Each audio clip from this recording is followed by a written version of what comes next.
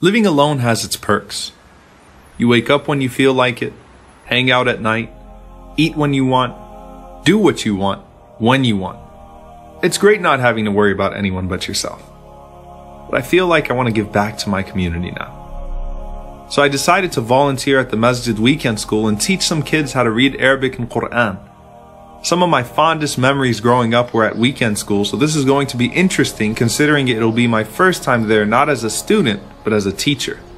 I hope the kids don't do to me what I used to do to my teachers. Hopefully not, considering I'm friends with their dads. Though it was a little rough in the beginning, I didn't feel that I did too bad of a job. Eventually we got into a rhythm and the kids even seemed to be enjoying themselves. But then towards the end of class, I received a call from a good friend of mine. I could tell the kids were getting bored, but I didn't really care too much since their parents were supposed to pick them up in 10 minutes anyway. So I told the kids to just take a break and relax until I finished my call.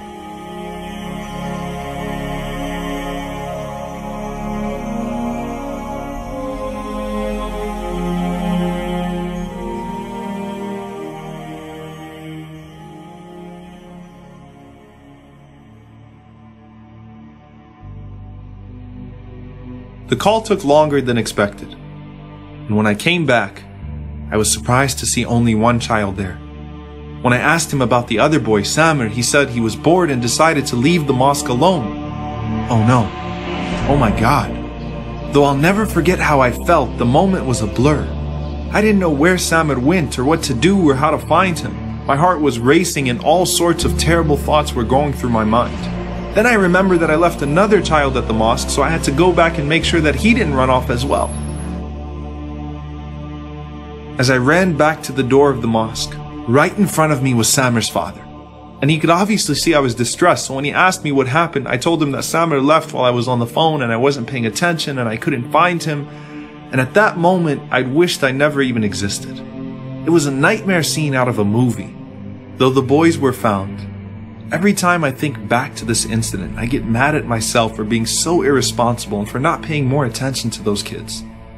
I knew that if I had been at work, I wouldn't have answered my phone in the first place. I obviously didn't know what it meant to be in charge of a couple of kids, and I seemed irresponsible in the eyes of Samir's father.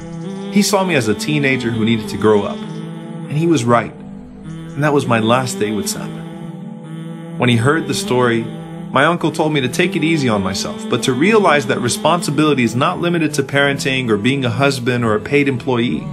We have to be careful with everything and everyone that Allah has put under our care, even if for a moment. The Prophet, peace be upon him, said, "Each of you is a shepherd, and each of you is responsible for his flock." And that day, those kids were my flock, and I failed them. Personal accountability is stressed throughout the prophetic tradition. And we usually think of it solely in terms of spiritual matters like worship and sin. But our social obligations are just as important as our individual ones. And that's why you find that Umar ibn al-Khattab, as the leader of the greatest nation on earth, would cry, wondering if a donkey under his rule, but in a faraway land, would testify against him on the Day of Judgment for not fulfilling his rights towards it. The Prophet, peace be upon him, stressed the importance of avoiding heedlessness, whether you were walking on the road and came across something harmful, or hosting a guest, or walking past a neighbor, to pay attention to the rights of people around you, and in fact your entire environment. And when people give you a task or trust you with something, don't disappoint them. Anas radiallahu anhu says that one time the Prophet, peace be upon him, sent me on an errand and I got caught up with the other kids and started playing with them. So the Prophet, peace be upon him, came to me and gently admonished me, lovingly saying, "Unais," which was my nickname, "have you delivered what I asked you to?"